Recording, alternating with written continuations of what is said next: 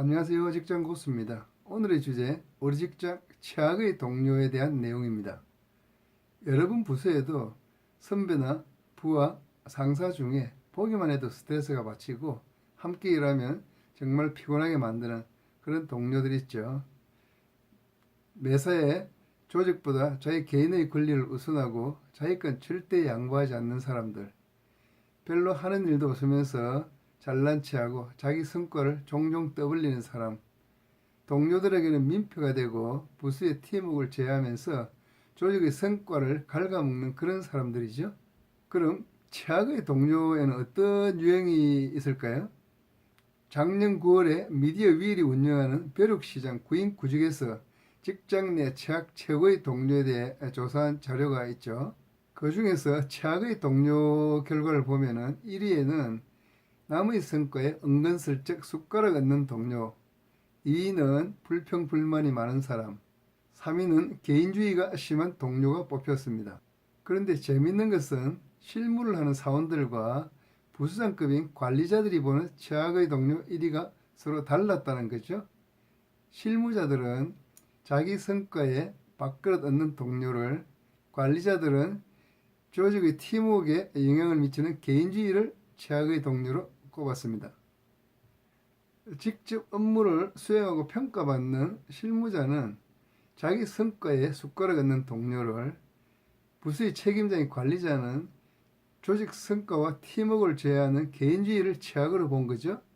그러나 인사고과와 성과 인센티브가 엄격하게 관리되는 요즘은 남의 성과에 편성하거나 대놓고 불평불만하는 직원은 그렇게 많지 않은 것 같습니다. 그러므로 시대의 변화에 따라 개인주의가 급속히 확대되고 있는 상황에서 개인주의가 조직 성과에 영향을 크게 미치는 점을 감안하면 실제 조직에서 최악의 동료는 조직 성과에 악영향을 미치는 개인주의가 심한 동료가 아닐까 생각합니다. 물론 직원의 사생활과 개인주의의 수용 범위가 확대되면서 직원들의 생산성도 향상되고 있다는 것을 상사들도 대부분 잘 알고 있습니다. 그러나 부서의 목표와 성과를 책임지는 관리자 입장에서는 조직의 성과를 제외하는 개인주의가 심한 직원이 있으면 아주 민감하게 반응할 수밖에 없죠.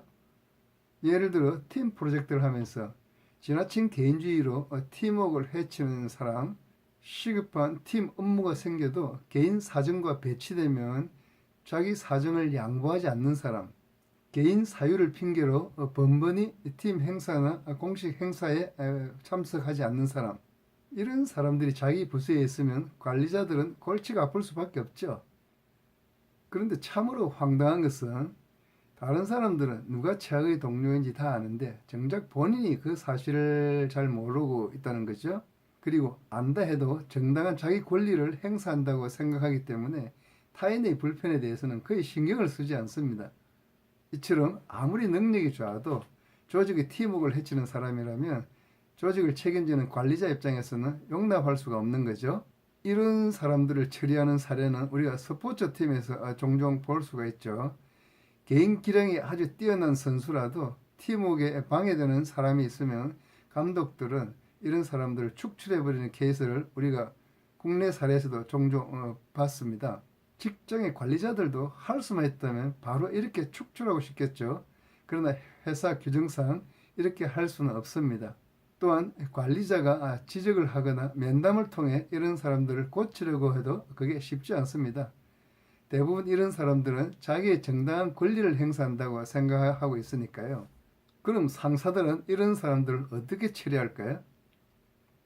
상사들은 이런 사람들에 대한 개인 평가를 구전을 통해 상사들끼리 공유합니다. 그리고 인사고과나 평가를 통해 기록으로 남겨두죠. 이런 구전을 통한 정보나 인사 기록에 남은 자료들은 승진이나 부서를 이동할 때 결정적인 순간에 큰 힘을 발휘합니다. 개인주의 성향을 장려하고 확대하는 건 좋습니다.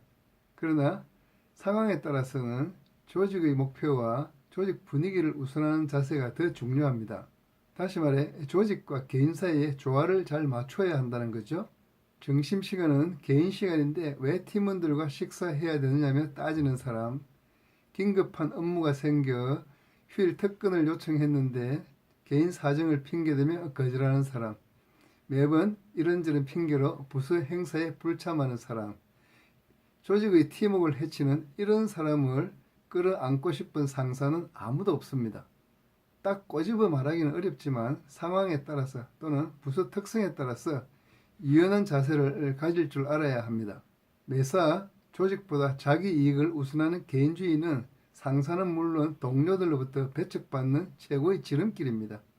오늘의 결론입니다. 개인주의도 좋지만 상황에 따라서는 자기 것을 양보하고 조직에 헌신하는 자세를 보여야 합니다. 오늘 주제 여러분에게 도움이 되었으면 좋겠습니다. 감사합니다.